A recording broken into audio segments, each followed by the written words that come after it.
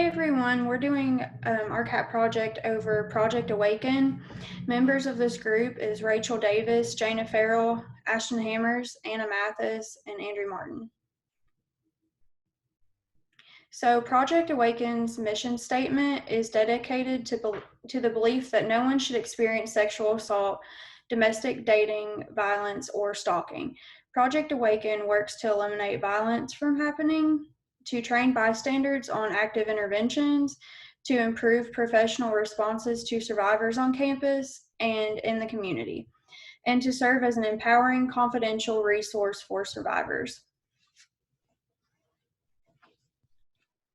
So here are some activities and contribution to the community that Project Awaken provides. One thing Project Awaken provides is confidential and non-confidential resources such as the Peer Empowerment Program.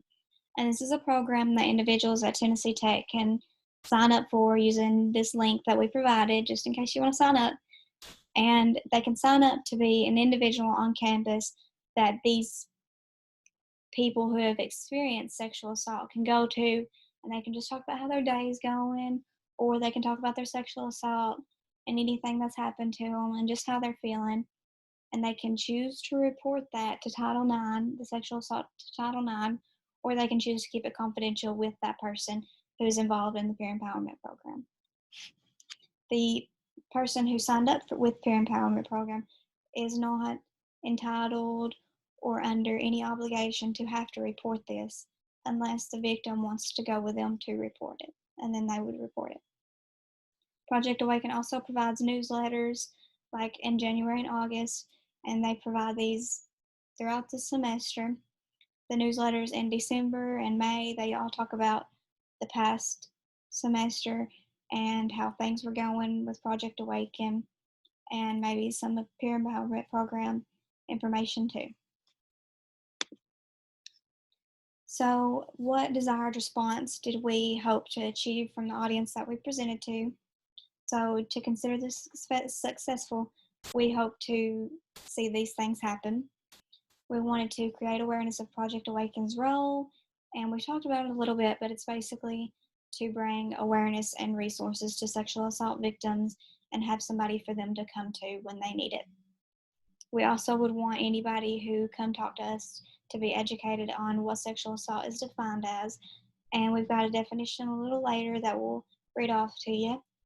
And we would also want anybody to understand different perpetrator profiles. And in the next slide, we'll talk about this a little more too, but just know that it's not always a stranger in the dark alley.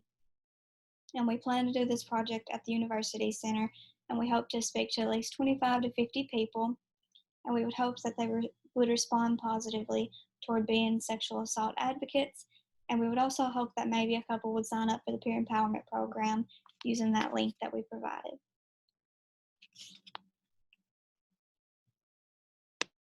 So some knowledge and experience that we gained throughout the project, it's actually a lot of things that we didn't know beforehand. And just said, it's not always the person in the dark alley that is the perpetrator. I think a lot of people think that it is. However, it can be someone that the victim knows, including a significant other or even someone in their family member. So it's super important that we understand that and that we educate people that it can be someone that they know. Also, sexual assault happens closer to home than most think. It happens even at Tennessee Tech. It's not something we want to think about, but it is something that happens.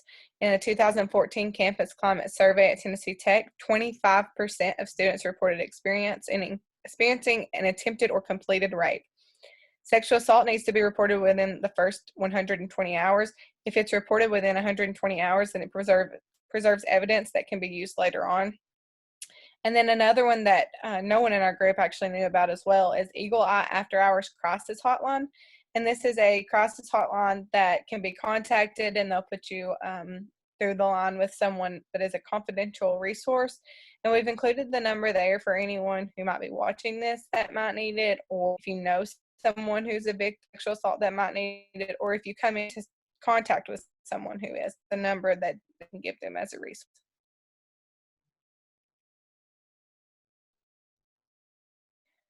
More knowledge gained regarding hormones during following assault is that a variety of hormonal responses may occur and following an assault.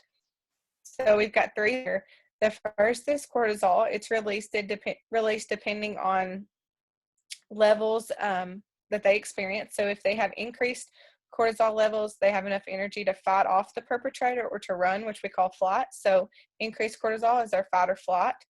If decreased, they may freeze and be unable to move. Even if they want to move, they're not able to.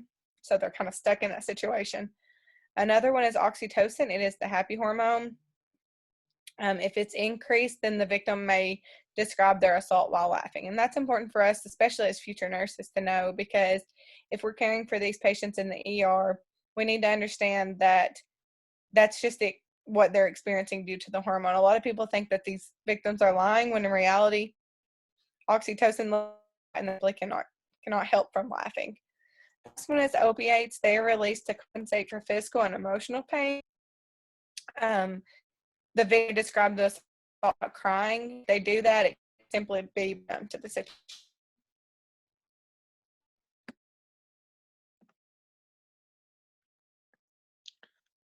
How can future students be involved? It's great for future students to get involved with Project Awaken, especially nursing students, because this does help with the community. They can be contacted in the future for information regarding, current assessments of sexual assault, how often it occurs, which is something we were unaware of prior to this project. This organization would be a good organization to contact, as it provides a great deal of educational information that students can take with them into their workforce after graduation. Future students could be involved in the peer empowerment program if they wanted to be, by filling out the application that's online. Students can also be involved by becoming aware of the resources that are available to victims, and by making sure that those resources are kind of broadcast across campus to help potential victims find those resources.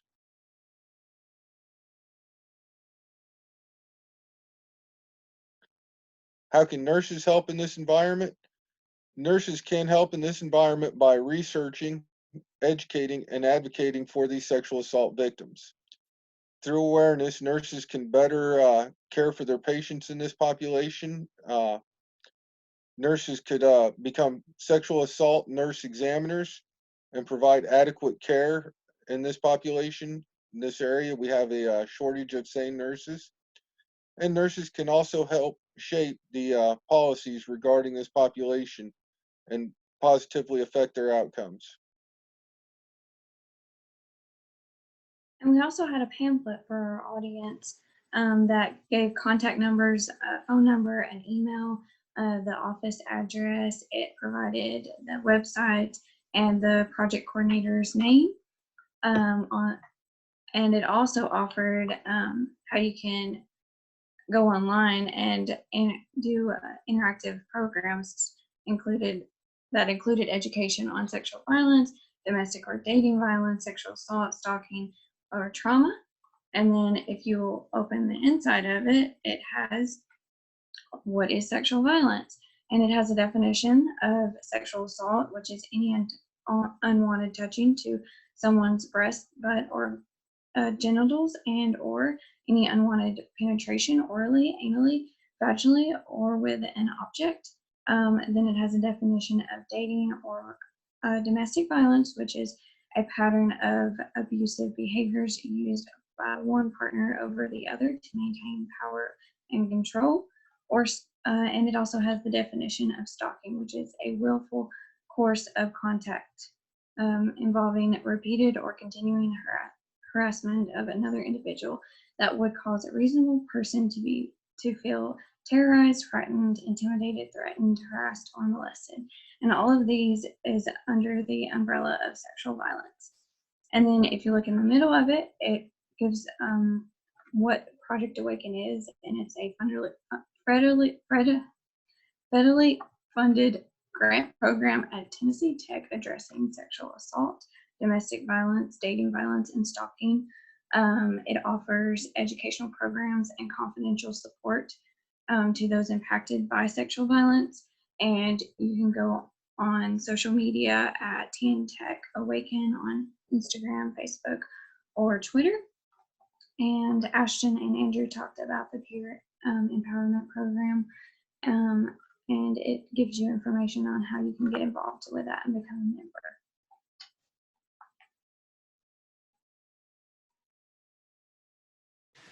And here's a video that's regarding consent.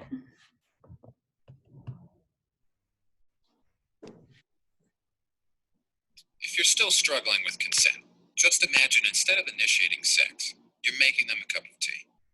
You say, "Hey, would you like a cup of tea?" They go, "Oh my God, I would love a cup of tea. Thank you." Then you know they want a cup of tea. If you say, "Hey, would you like a cup of tea?" And they're like, I'm not really sure. Then you can make them a cup of tea or not, but be aware they might not drink it. And if they don't drink it, then, and this is the important part, don't make them drink it. Just because you made it doesn't mean you are entitled to watch them drink it. And if they say no thank you, then don't make them tea at all. Just don't make them tea. Don't make them drink tea. Don't get annoyed at them for not wanting tea. They just don't want tea, okay? They might say, "Yes, please. That's kind of you." And then when the tea arrives, they actually don't want the tea at all. Sure, that's kind of annoying as you've gone to all the effort of making the tea, but they remain under no obligation to drink the tea. They did want tea, now they don't.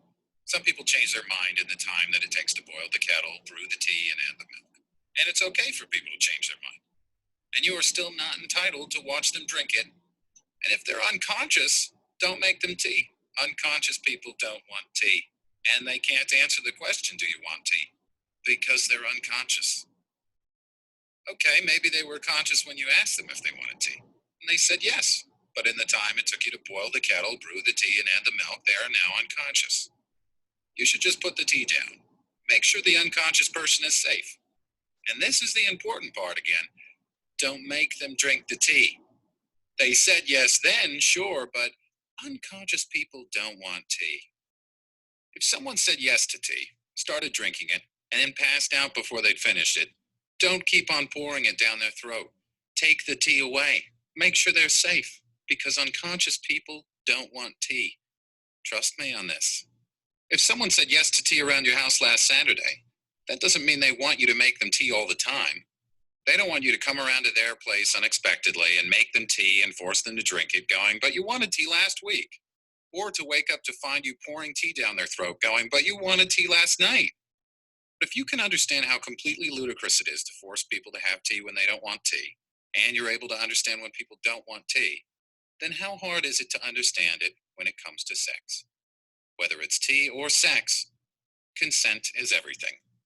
And on that note, I'm going to go make myself a cup of tea.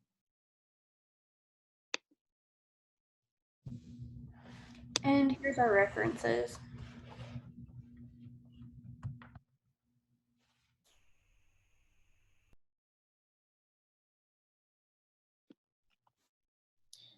Thank you for watching. I hope you learned a little bit more about Project Awaken and made you realize how important it is to have resources like this on campus and how important it is to bring awareness to this situation.